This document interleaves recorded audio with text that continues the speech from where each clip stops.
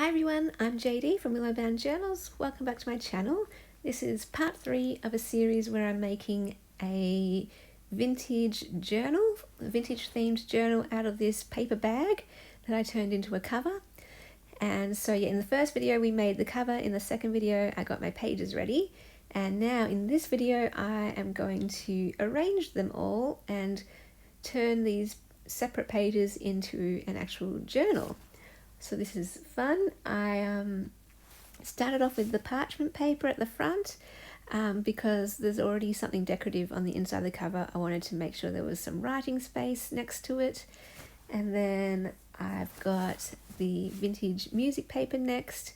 So what I try to do is, as a guideline, is alternate the blank pages with something that has writing or something decorative on it, or a picture or something like that. And so that's just a general guideline.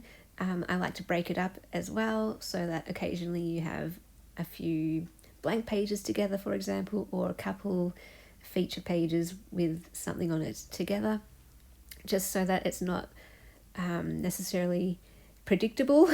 Although it just depends on the journal. Sometimes some journals I do strictly adhere to that guideline of feature page, blank page, feature page, blank page, whereas other journals like this one, I kind of want it to have a bit more of an eclectic, random, junky style journal look to it.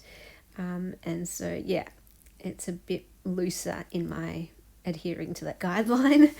And so I just like the combination of pages. That's what I look for, is just a combination of different styles of pages next to each other, and just whatever suits my eye is how I go through it. And usually what I do is I start with my larger pages, I go through it and just add in the large pages, and then I will do like a second pass through, or I'll do it as I go along. I'll flip back and forwards and add little pages as I go along, just because I find that helps me just to see it overall. I kind of see my large pages as the core of the journal, because that's what you're going to for me anyway, I mostly use the large pages, and then the little pages, I kind of, they're sort of just filler pages to me anyway. So like if I was making a journal just for me, I would only have large pages pretty much. And so what I do with these smaller pages, they're filler pages. I put them in the gaps, I put them in the spaces, I put them where I feel like there should be a bit more interest in the journal. If there's a whole bunch of large pages together, I want to break up the large pages with a smaller page, just so that it looks different, and keep it interesting that way. So I'm not sure if that makes sense. I'm trying to talk through my process and what goes through my head as I make it. But this is my middle page here, so that's the page with the heart in the middle. So that was my first pass through. I've kind of got a journal here taking shape, and as you can see there's still a few pages around me, and they're mostly little pages. And so what I'm now doing is adding those, and that's kind of why I call them filler pages, because I'm filling in the gaps in the places where I think it just needs more interest.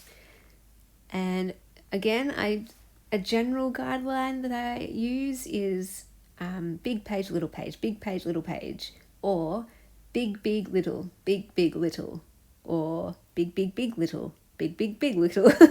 Yes, I'm a very structured person and I use patterns a lot. But again, I play with that guideline because I want it to look junky style, random, unpredictable, interesting, that kind of thing. But I have that in my mind as I go through this.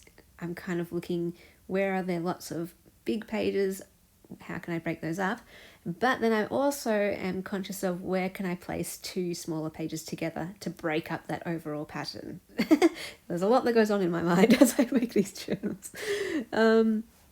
So sometimes it takes me a few goes at this, a few pass-throughs, as I try to figure out where do I place them, because a lot of the time I have two pages together that I'm like, I don't want to break this up. I like how these two pages look together. And so that sometimes I go through the whole journal, I'm like, I don't want to break up any of these pages. I like how all of them look together. And that's when I kind of have to make a sacrifice and add a smaller page somewhere where I already like it as is. But in the end, it doesn't really matter where you put these things, because when you flip through it, it just is fun. It's fun to flip through the pages. But I guess, for example, what I wouldn't do is put like 10 small pages next to each other and then 10 big pages next to each other. I think that's going a bit too far, breaking the guideline. Of course, if you want, go ahead and do that. But for me, that wouldn't suit my eye.